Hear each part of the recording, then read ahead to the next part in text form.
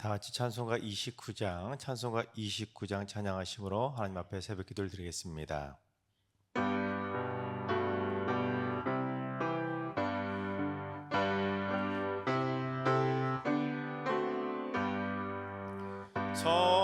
성도여 다 함께 할렐루야 아멘. 주 찬양하여라 할렐루야 아멘. 주 보좌 앞에서 택하시는 예를 다 찬송하여라 할렐루야 아멘. 만문을 열어라 할렐루야 아멘.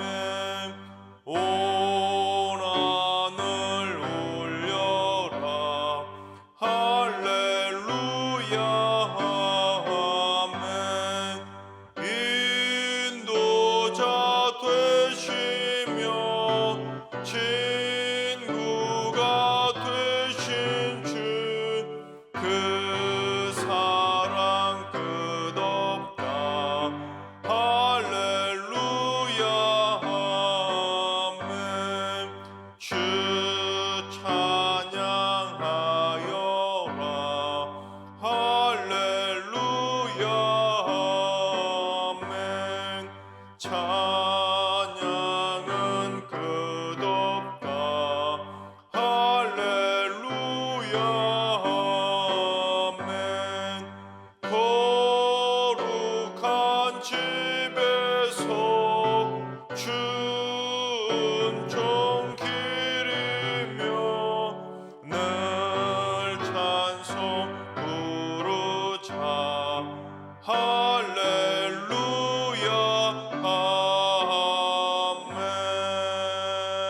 아멘. 아멘. 이 시간 다 같이 한마음만 뜻 하나님 앞에 기도하며 나아가시겠습니다.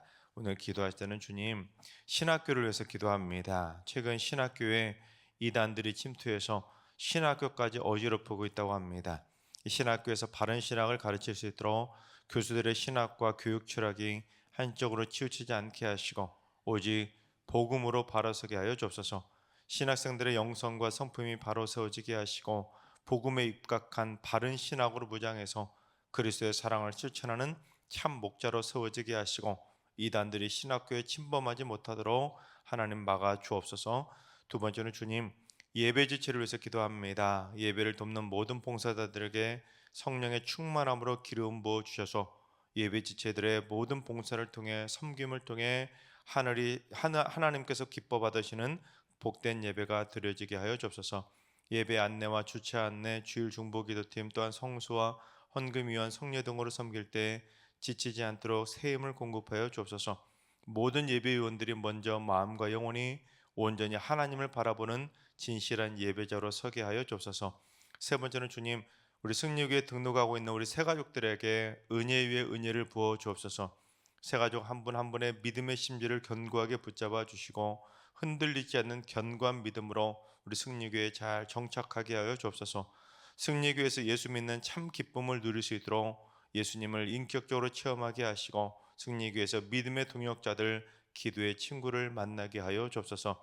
이 시간 기도하실 때 신학교를 위해서 기도해 주시고 예배 지체와 새가족들을 위해서 기도해 주시고 오늘 예배와 오늘 하루의 삶을 위해 다 같이 합심으로 기도하며 나아가겠습니다. 다 같이 기도합니다.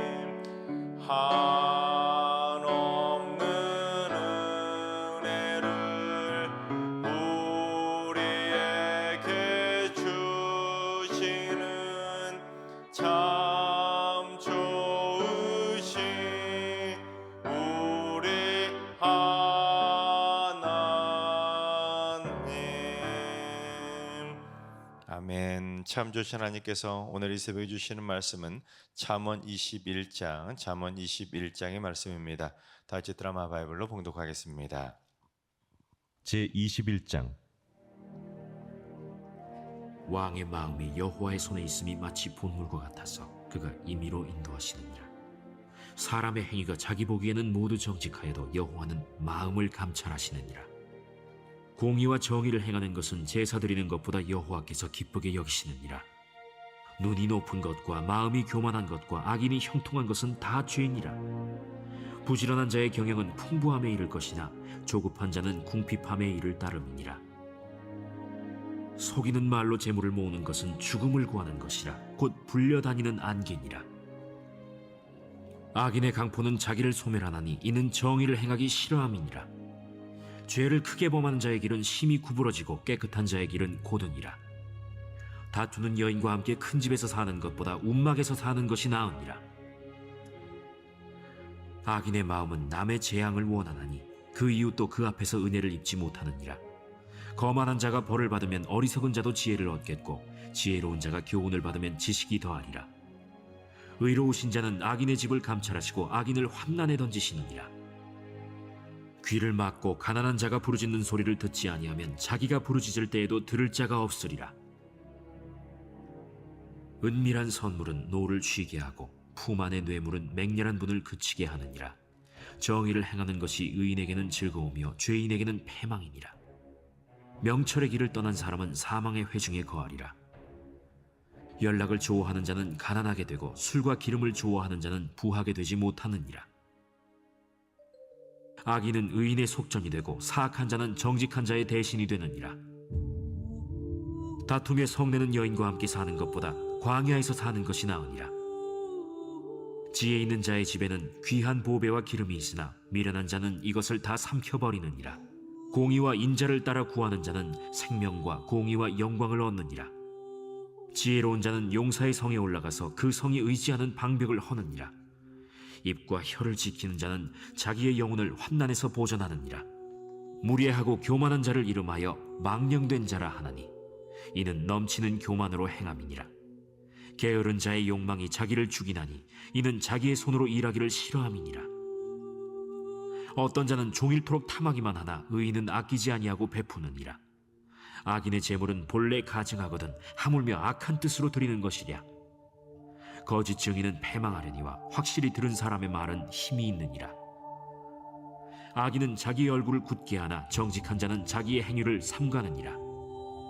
지혜로도 못하고 명철로도 못하고 모략으로도 여호와를 당하지 못하느니라. 싸울 날을 위하여 마병을 예비하거니와 이김은 여호와께 있느니라. 아멘. 할렐루야. 하나님께서 오늘도 새날을 선물로 주셨습니다. 오늘 하루도 주님과 동행하면서 믿음으로 담대하게 승리하는 행복한 하루가 되시기를 주님의 이름으로 축원합니다. 중국 고대 시대에도 마치 춘추 전국 시대처럼 다양한 국가들이 존재했다고 주장합니다. 하지만 중국의 고대 국가들 중에서 역사적 자료가 남아있지 않아서 고고학적으로 실존했던 나라로 인정받는 나라들은 그렇게 많지는 않습니다. 그런데 그 중에서 역사적 기록이 남아있어서 가장 오래된 국가로 인정받는 나라가 있는데 그 나라의 이름이 뭐냐면 상나라입니다. 상나라. 중국은 주로 한 글자를 사용해서 청나라, 명나라 그런 식으로 부르는데 중국의 가장 오래된 고대 국가는 바로 헤아릴 상자를 써서 상나라라고 부릅니다.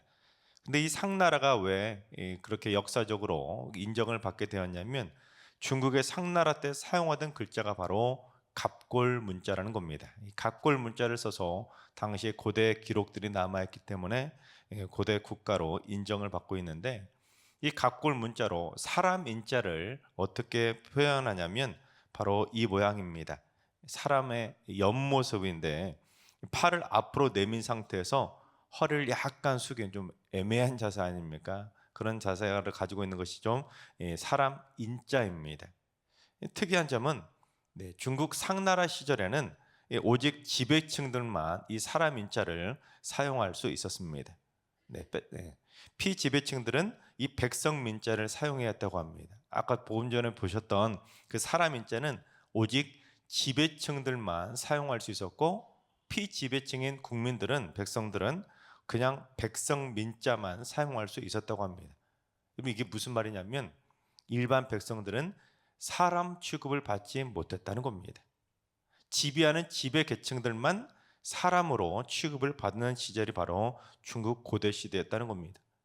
하지만 이 사람이라는 존재는 갑골 문자로 보신 그 사람 인자처럼 이렇게 앉아 편안합니까? 이 자세가 어설프잖아요. 뭔가 좀 누가 붙잡아 줘야지만 안전할 것처럼 뭔가 좀 불안한 자세 아니겠습니까?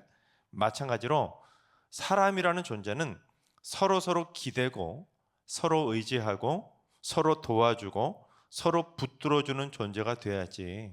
그처럼 힘 있고 돈 있는 사람들만 사람 취급을 받고 힘이 없고 돈이 없는 사람들은 사람 취급을 받지 못하게 한다면 그거는 스스로 사람에게를 포기하는 거나 마찬가지인 겁니다.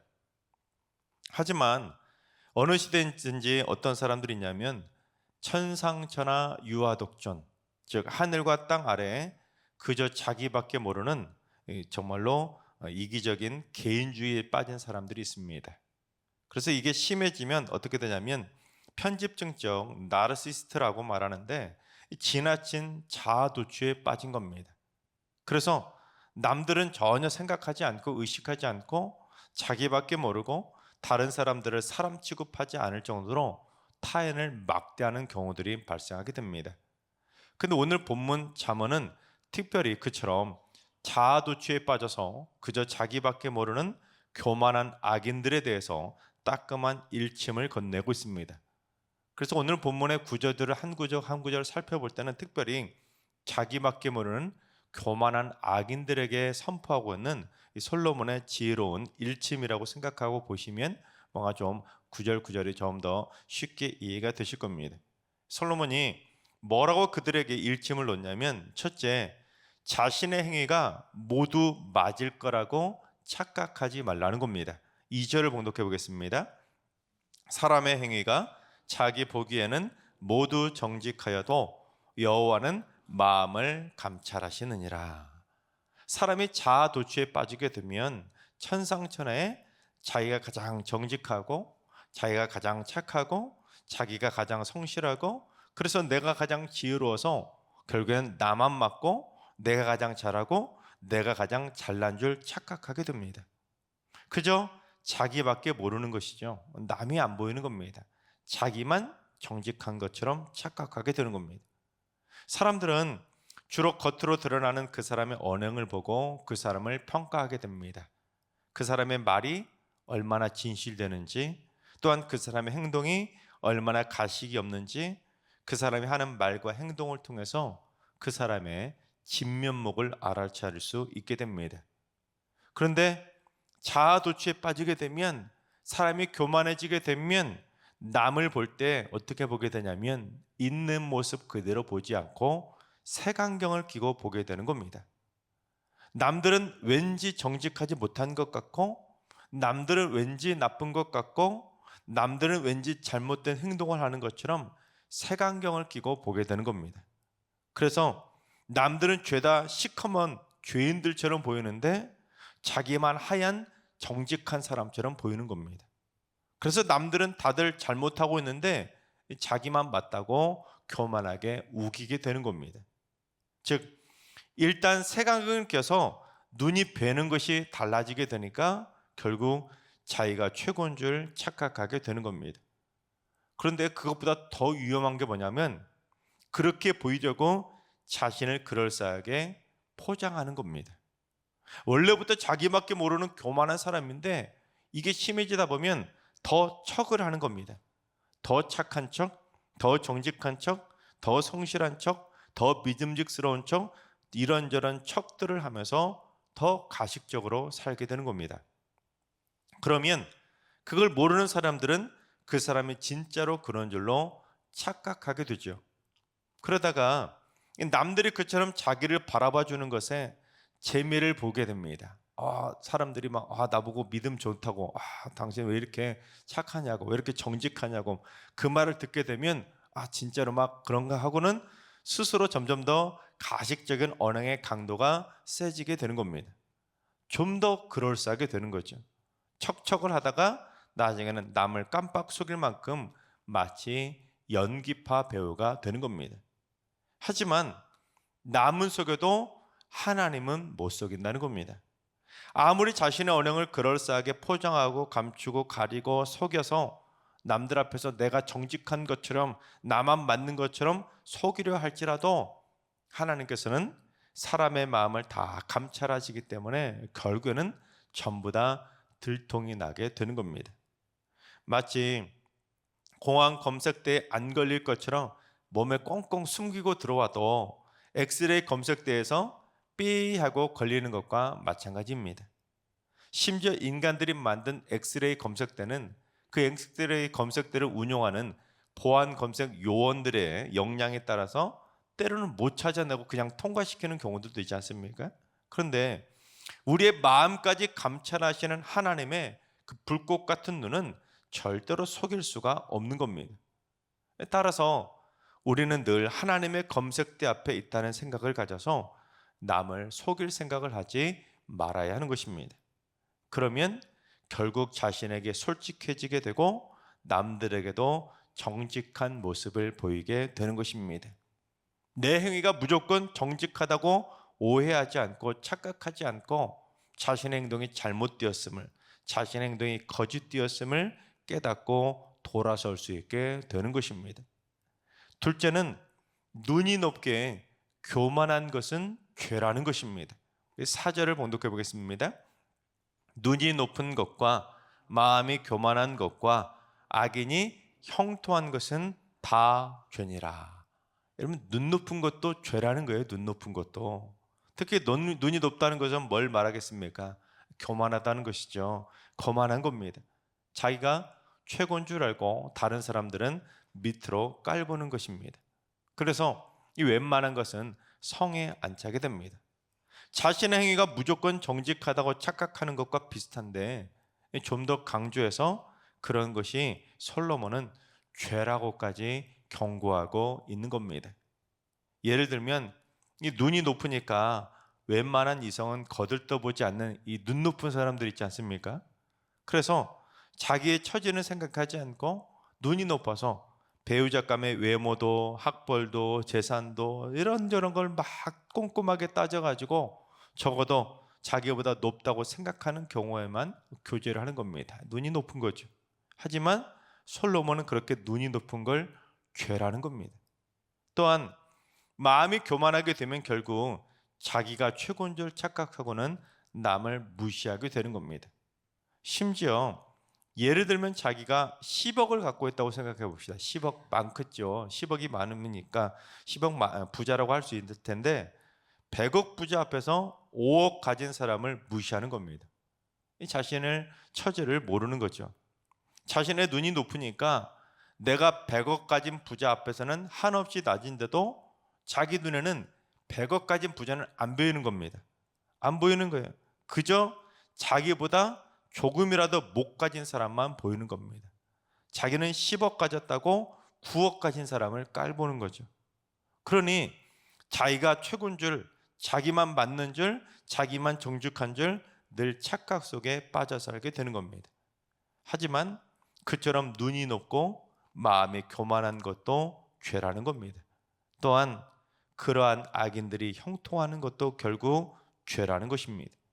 왜 그런지 쉬운 성경이 말 그대로 쉽게 번역을 했는데 우리 4절을 쉬운 성경으로 봉독해 보겠습니다. 거만한 두 눈과 교만한 마음, 악인의 형통한 것 등은 모두 하나님의 뜻에 어긋난다. 그렇습니다. 이 거만하게 눈이 높은 것과 자기가 최고인 줄 아는 교만한 마음과 그런 악인들이 형통하는 것은 모두 다 하나님의 뜻에 어긋나기 때문에 죄라는 것입니다. 특히 이 형통이라고 번역한 단어가 히브리어로 니르라는 단어인데 이 단어가 언제 쓰이는 단어냐면 경작하게 좋은 땅을 의미할 때 사용되는 단어입니다. 그래서 공동 번역 성경이 이 4절을 뭐라고 번역을 했냐면 눈이 높아서 남을 깔보는 악인이 밭을 일구어 심는 것은 죄밖에 없다라고 번역합니다.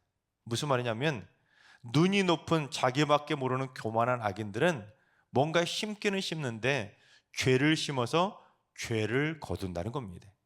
그렇게 교만한 사람들은 그들의 말과 행동이 모두 죄라는 것이죠. 그리고 우리 24절도 봉독해 보겠습니다. 무례하고 교만한 자를 이름하여 망령된 자라 하나니 이는 넘치는 교만으로 행함이니라. 그처럼 눈이 높아서 남을 함부로 깔보는 무례하고 교만한 악인들은 이 교만이 넘치게 행동하기 때문에 결국 그런 악인들은 망령된 자라는 겁니다. 여러분, 그렇습니다. 사람이 눈이 높고 교만하게 되면 남을 깔보거나 무시하고 무례하게 굴게 됩니다. 그런데 그런 교만한 사람들은 밭을 일구는 것처럼 삶에 아무리 열심을 내어도 결국 그가 평소에 심는 것이 선이 아니라 죄이기 때문에 결국 죄의 열매만 거두게 되는 겁니다. 콩 심은 데 콩 나고 팥 심은 데 팥 나는 것처럼 교만한 악인들은 교만의 악을 심기 때문에 결국 거두는 것은 죄악의 악을 거둘 수밖에 없다는 것을 경고하고 있는 겁니다. 그래서 셋째는 뿌린 대로 거두게 되는 것입니다. 13절을 봉독해 보겠습니다. 귀를 막고 가난한 자가 부르짖는 소리를 듣지 아니하면 자기가 부르짖을 때에도 들을 자가 없으리라. 가난한 자가 부르짖는 소리를 듣지 않고 무시하려고 막 귀를 꽁꽁 틀어 막아버린다면 결국 나중에 자기가 형편이 어려워져서 부르짖을 때 들어줄 사람이 없게 된다는 겁니다. 즉 평소에 내가 남의 어려움을 등한시하고 무시해버리면 나중에 내가 어려움을 겪을 때 절대로 도움을 받지 못하는 겁니다. 자기가 평소에 뿌린 게 있는데 어떻게 선을 거두겠습니까? 그래서 그런 사람들의 특징이 뭔지 10절을 쉬운 말 성경으로 봉독해 보겠습니다. 악인은 그 마음에 항상 악한 것만을 궁리하고 있으니 가까운 이웃들도 그에게서는 어떤 인정도 기대할 것이 없다.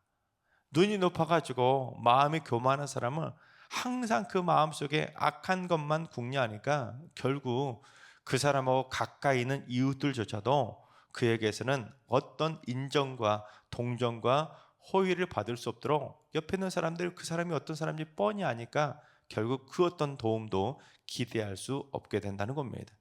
평소에 아무리 자기가 잘난 줄 알고 착각하고 살아도 결국 그렇게 살면 뿌린 것이 없으니 결국 악한 것만 거두게 되는 것입니다.